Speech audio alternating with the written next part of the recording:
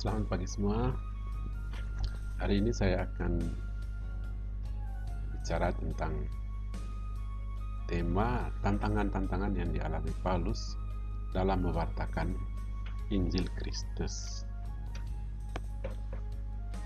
Jadi sejak pertobatannya dan diangkat menjadi rasul, ada banyak sekali hal yang harus dihadapi, internal dalam dirinya sendiri maupun dari pihak lain, dari pihak eksternal. Dan itulah yang akan saya jelaskan dalam sesi ini. Mari kita dengarkan bersama. Nah, sebetulnya tugas Paulus sebagai seorang pewarta bukanlah tugas yang mudah. Itu tugas yang sangat sulit. Dan pemilihan Yesus atas Paulus tentu saja didasari oleh pertimbangan Tuhan sendiri bahwa pribadi Paulus cukup kuat untuk bisa menjawab tantangan-tantangan itu. Nah, perjalanan misi yang dilakukannya, ketiga perjalanan misi, tidak terlepas dari tantangan dan penderitaan. Ada banyak pengorbanan yang dirasakan oleh Paulus dalam mewartakan Injil, terutama dalam 3 perjalanannya misionaris, dan juga perjalanan keempat itu dari Israel ke Roma, sampai di Roma dia dipenggal kepalanya. Tetapi ada satu hal, dari seluruh tantangan, penderitaan fisik, perasaan, rohani, dia tetap setia pada Yesus. Dia rela berkorban demi Yesus. Tidak ada satu detik pun dalam dirinya dia untuk berniat untuk mundur dari tugas yang sudah diberikan oleh Yesus kepadanya. Nah, itulah hebatnya Paulus, dan itulah kenapa spiritualitas Santo Paulus itu menjadi spiritualitas kita, spiritualitas Universitas Katolik Indonesia Santo Paulus, spiritualitas para mahasiswa, spiritualitas para dosen, spiritualitas para staf dan pegawai, dan pada umumnya itu menjadi spiritualitas orang-orang Kristiani.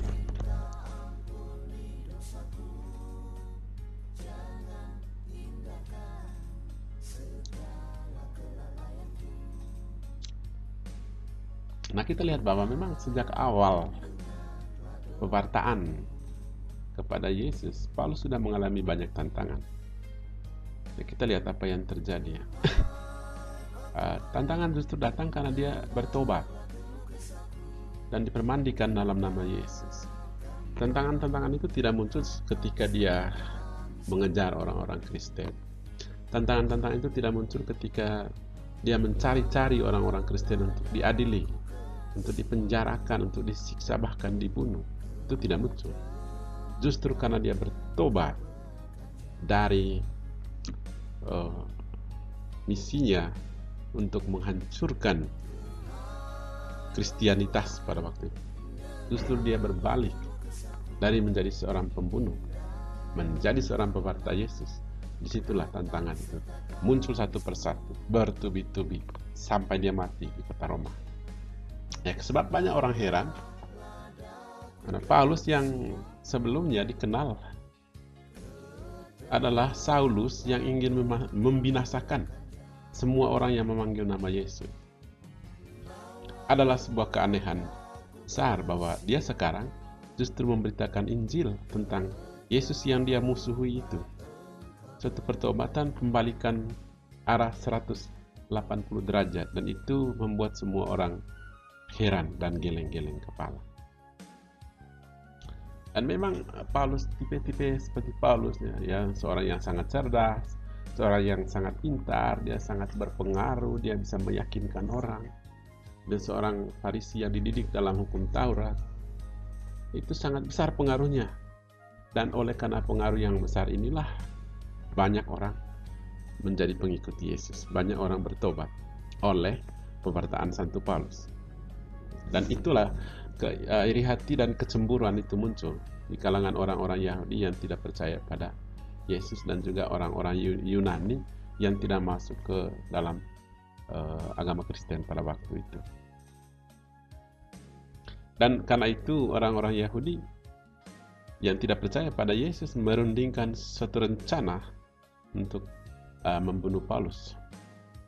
Nah, dalam sepanjang kehidupannya, terutama dari sejak dia bertobat dalam perjalanan ke kota Damsyik sampai kematiannya di Trefontane di Roma, sebagaimana yang saya sudah jelaskan dalam pertemuan-pertemuan saya sebelumnya, tantangan-tantangan itu tetap ada dan dialami oleh Paulus, baik tantangan yang berasal dari dalam dirinya sendiri maupun tantangan yang berasal dari luar dirinya. Mari kita lihat satu persatu. Tantangan yang pertama itu tantangan internal yang dia dalam Paulus, dalam dirinya sendiri. Kita lihat apa yang terjadi. Pertama ya, penderitaan fisik, penderitaan badan, penderitaan tubuh. Entah itu sakit, entah itu penderitaan, entah itu penyakit, entah itu luka. Kita lihat apa yang terjadi. Paulus mengungkapkan bahwa sejak pertama ia memberitakan Injil, ia telah menderita sakit pada tubuhnya.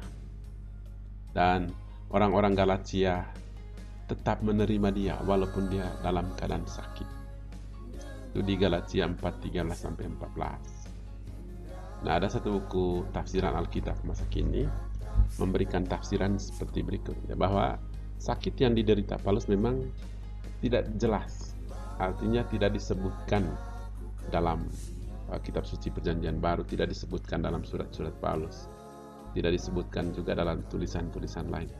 Namun penyakit yang sedang dideritanya memaksa Paulus untuk mencari suasana baru, mencari daerah baru, mencari iklim yang baru supaya dia bisa mengatasinya.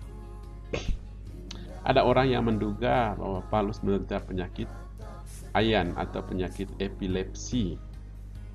Ada pula yang menduga bahwa Paulus mungkin memiliki gangguan pada bagian matanya, organ matanya.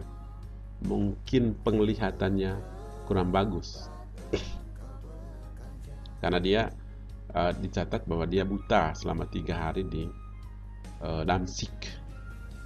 Salah satu dugaan mengatakan bahwa Paulus menderita sakit kepala yang hebat, atau Paulus menderita semacam demam malaria yang parah, satu penyakit yang endemik atau yang biasa terjadi di daerah-daerah pantai di Asia Kecil pada masa itu. Mengingat bahwa Paulus melakukan perjalanan yang panjang dengan berjalan kaki atau berlayar, berpindah-pindah tempat, dan tentu saja setiap tempat memiliki iklim yang kadang-kadang berbeda, menunjukkan bahwa Paulus sungguh-sungguh tangguh dan mampu mengatasi keterbatasan fisik yang dialami. Yang kedua, putus asa, kehilangan harapan karena beratnya beban yang harus dia tanggung. Itu tantangan internal yang kedua. Dalam 2 Korintus bab 1 ayat 8-9, Paulus menulis sebagai berikut. Sebab kami mau, saudara-saudara, supaya kamu tahu akan penderitaan yang kami alami di Asia Kecil. Beban yang ditanggungkan atas kami adalah begitu besar dan begitu berat, sehingga kami telah putus asa juga akan hidup kami. Bahkan kami merasa seolah-olah kami telah dijatuhi hukuman mati. Jadi begitu berat beban yang harus ditanggung oleh Paulus sehingga dia merasa seolah-olah dia sudah dijatuhi oleh hukuman mati bagi fisiknya yang lemah itu. Buku tafsiran Alkitab masa kini memberi komentar bahwa penderitaan yang dialami oleh Paulus bisa saja karena penyakit yang membuat dia jadi putus asa, namun barangkali lebih menunjuk kepada tindakan umat, tindakan rakyat, masyarakat lah pada umumnya, dengan melakukan penghinaan kepada pekerjaannya, penghinaan kepada pewartaannya, penghinaan terhadap perjalanan misionarisnya, atau ada satu komplotan pembunuhan terhadap dia yang hampir berhasil mencabut nyawanya. Tantangan berikutnya ialah keletihan dan kesepian. Rasul Paulus berkata, Berusahalah supaya segera datang kepadaku, karena Demas telah mencintai dunia ini dan meninggalkan aku. Kreskes telah pergi ke Galatia, Titus ke Dalmatia. Hanya Lukas yang tinggal dengan aku. Alexander, tukang tembaga itu, telah banyak berbuat kejahatan terhadap aku.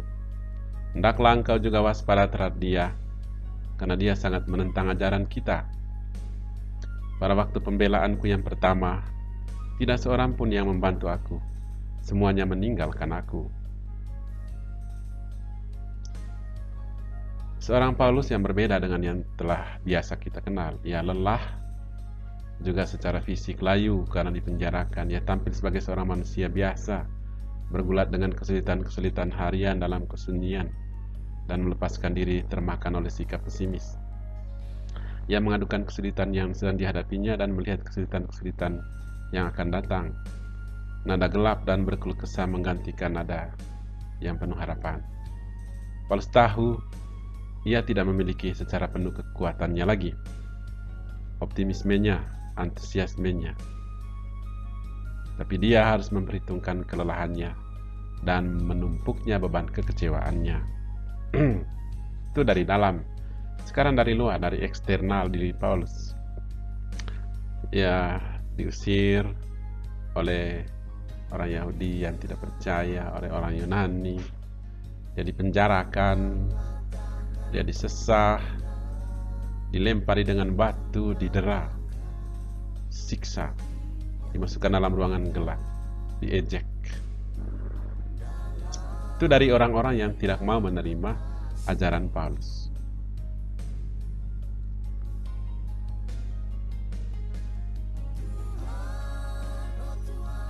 Berasal dari para umatnya sendiri, umat Paulus sendiri.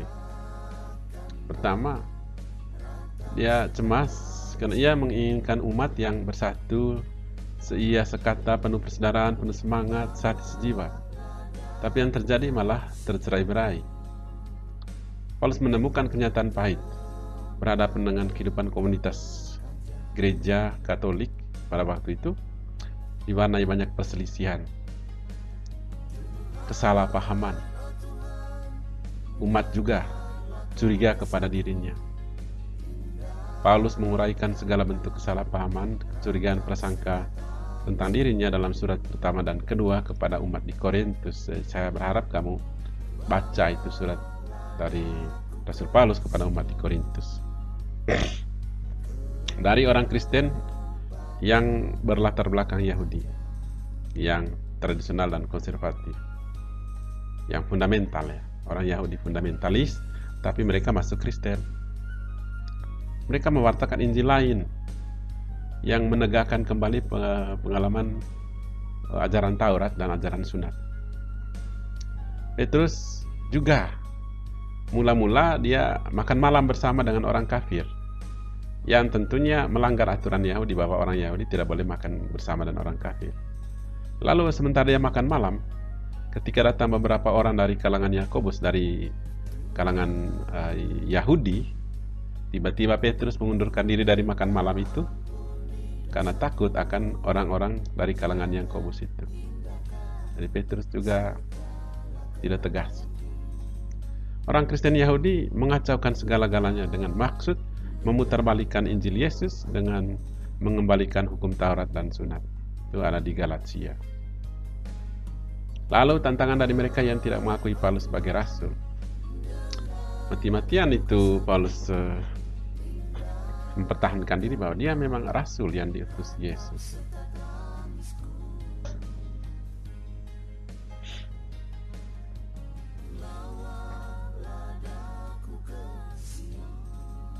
Tantangan alam, ya, karam kapal sehari semalam terkatung-katung di tengah laut, ada banjir, kedinginan, dan tanpa pakaian ganti, sering terjadi. Nah, sikap Paulus bagaimana menanggapi tantangan yang dia hadapi? Dia tidak pernah goyah, dia selalu setia dalam menjalankan. Ia yakin akan pertolongan Yesus, ia berserah pada Yesus yang memberi kekuatan kepada dia. Dengan diri kami sendiri kami tidak sanggup. Kesanggupan kami itu adalah pekerjaan Allah. Dialah yang membuat kami juga sanggup menjadi pelayan dari sebuah perjanjian baru. Sebab bukan diri kami yang kami beritakan, tapi Yesus Tuhan, dan diri kami sebagai hamba. Demikian seluruh penjelasan tentang tantangan-tantangan yang dihadapi oleh Santo Paulus